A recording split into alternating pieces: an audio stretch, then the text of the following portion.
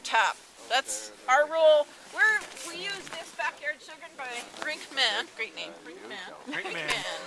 Brinkman. And that's our Bible, and we go with that.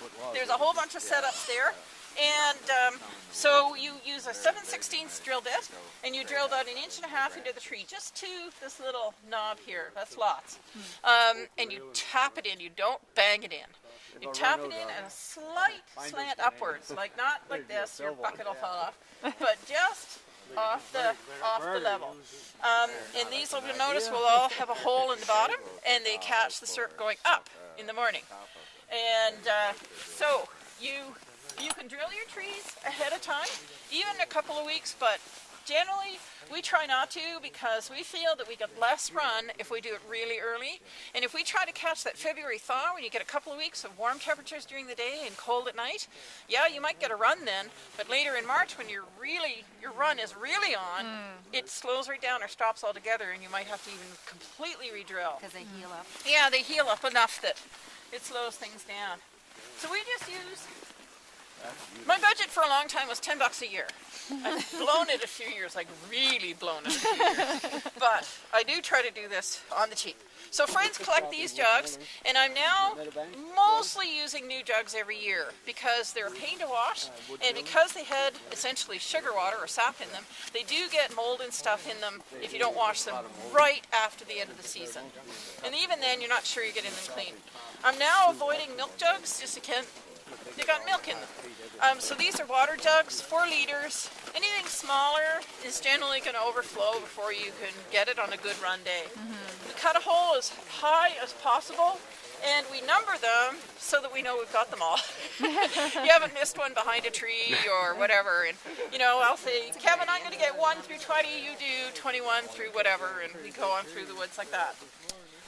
Easier to carry than those buckets. Slowly acquire enough of this kind of spigot or tap or spile or whatever you want to call it, so that when you put these on, they jam right on like that, and they'll sit right on that and won't fall off. Because with the older style of taps that we started with, these are from my original family farm in Ontario. They've been used for probably 60 years. Even when you put the hook in there, and of course the spigot's not moving because it's in the tree, these can fall off with some weight, because this is 4 liters of water. So we end up having to tie the jug on around the tree through the handle, and it quadruples your collection time. You have to untie the jug, you have to pour it out, you have to retie the jug. And so if you can just pull it off and push it back on again, it's even easier. So nice and inexpensive, but food quality, preferably water. Same thing, food quality plastic for your buckets, and with handles. So the ice cream pails with no handles are not great. And then when those are full, they go on the tractor and up to the house. And I have a concrete block fireplace that I built nice and level. Your pans will tell you pretty quickly if they're not level. And with a furnace grate on top of it, the more direct the fire is on the bottom of the pan, the faster your syrup's going to boil off. The faster your syrup boils off, the finer the quality is going to be. So this is built so that it's a little bit narrower than the pans are long. So I have 2 pans like the one in front of Kevin there, the big pan. And I got those at the Ferguson Sales on St. Peter's Road, the restaurant supply place. I really blew the budget when I got those, 2 very separate years. That one has handles, the other one doesn't, but it doesn't matter. They don't have to have handles. They're 20 liters. So you fill those with sap over a hot fire, and the last thing you ever want to have happen is your sap boil dry in those, because it just turns to carbon and it doesn't come off, and you have to throw the pan away. So just watch your syrup when it gets down low, like a hawk. So 2 pans like that, and a smaller one in front. And the smaller one in front is just a warming pan. It gets the syrup to a certain temperature so that you can ladle it back into the next pan without taking that pan off the boil. Those 2 big pans are boiling like crazy. The heat of this fire is unbelievable. You can use a wood stove, you can use an oil drum, all sorts of things. And you keep ladling back, and your back pan is concentrating all the time. Once that back pan has boiled down, usually you've emptied your 2 front pans and you're ready at the end of the day to pour it. through the filter. The back pan is getting down about half full. You don't want to be lifting 20 liters of syrup and hopefully not have a pot big enough, but get it down so they've got fine bubbles all along the top, and it looks like it's threatening to boil over. Take it off the heat, you pour it through the filter, which should be damp, and take it in the house in a big stock pot. And you finish it in the house. Never boil off large quantities of sap in the house. Your plaster will fall off the walls, your wallpaper will fall off the walls, it'll be a disaster. But you can finish it, and should finish it in the house. So I filtered it, get it in the house, boil it off until it just won't stir down. Just like doing jelly. You're trying to stir down jelly and it won't stir down, and you lift up the spoon and it drops off, and 2 drops come together and they form a sheet off the edge of the spoon. Then you know you're ready to pour.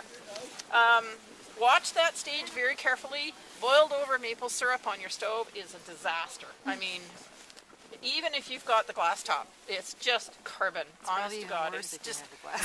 Well, I don't know. It goes in all the nooks and crannies of mine. I've done it. So, boiling over maple syrup is just a disaster. It doesn't matter where it happens. If it's out in the wood stove or it's anywhere, you're losing all that hard work that you went to. So once you got it finished, I filtered again. I washed that filter after I've poured the almost ready sap in it. Not with soap. Never use soap. The sap and the syrup picks up odors like you wouldn't believe. So I never use bleach. I never use soap. I don't use any plastic that has absorbed any odor at all. I once gave a little sample of maple syrup to a friend in an oregano bottle, and it was oregano flavored maple syrup for sure. And that sucker was clean. I swear it was clean. I could hardly smell it. So anyway, then you just bottle it just like you would any preserves. And we just get friends to collect bottles. Every time we give maple syrup to friends, we say, "Bring the bottle back with the cap." So we bought some bottles.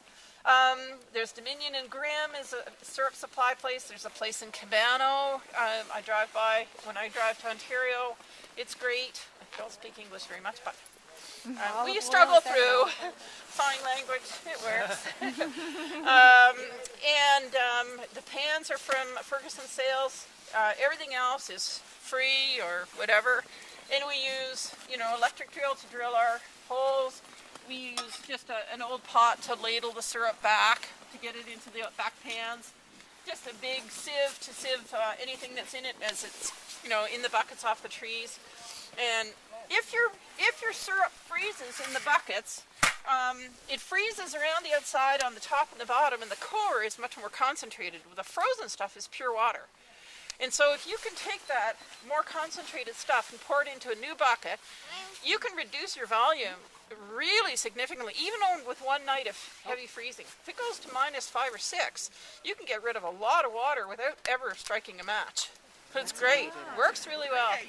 So we've halved our volume for boiling off by just coming out every morning when it's been below freezing and getting rid of the ice in the buckets. And we've gone from 20 buckets to 10, and then my boiling off time is much less, and I'm always surprised because it's like 2 o'clock in the afternoon instead of 4, and I'm going, oh, I'm ready to go inside with this now. I gotta stop. Anyway, but prevent boiling off outside, or boiling over outside. Always have some snow available. You just throw it on the fire and put it out. Or a bucket of water, because boiling over is a disaster outside, especially because you're losing so much syrup and you have the potential of scorching your pans. We use Backyard Sugaring by Rinkman as our Bible. It's a great book, but there's lots of books around. This is Lee Valley Tools, just a jelly bag and a stand goes in a Jelly bag. These are Atkinson Supplies is in Barrie, Ontario, but Dominion and Grimm is in Quebec. The paper filters I got at the place in Cabano, and it makes the filtering much faster. The syrup goes through much more quickly. Do you reuse that paper filter? Yes, you can. Yeah. This one has been used for about a season and a half. Oh, So it's like those Tyvek suits. Yeah, exactly. That's exactly what it's like. Very tough. Yeah, those unrippable envelopes, Yeah, very tough stuff. I'm a little careful with it. I don't want to tear it, but they're great. And so we use those just to help speed up the syrup. So this was one weekend's production. Pretty nice. Yeah, pretty nice. So when this app is running, how many hours a day would you put into this? Like, can you take work off and No, straight through the day, no. We only have 95 taps. So we would go down. Yeah, There's instructions here too, guys. If anybody wants any. My tree's too small. Yeah. Want to go tap? Kevin would go down and collect while I'm at work, or we could go down in the evening. I have gone down in an hour and a half, done all my collecting. I haven't brought it up to the house, but on the weekends then it stays buried in snow. I'll bring 20 buckets maybe full of sap up to the house. And even down in the woods we might have taken some ice out and reduced it a bit. And in a weekend I can easily boil off those 20 buckets if I get the fire going quickly in the morning. Really keep those pans boiling. That's the key thing, eh? It's a lot of wood. Yeah, it is a lot of wood, but when you grow your own, you're at that zero thing. Is it true that maple syrup tastes different depending on the region it comes from? It could if you're a real connoisseur. I'm not that good at palate. Mine, I've because heard, like, mine's Vermont maple syrup tastes different than Ontario tastes different than Quebec. the guys that have a good palate would be able to say that, I'm sure. Early season syrup is different than late, and too late it gets a buddy flavor or green grassy flavor. Ours has a very smoky, or I shouldn't say very, slightly smoky because flavor because we do it over an open fire. So it has a nice. We should have brought spoons. Sure, you know it's a little in their hand. But it's more.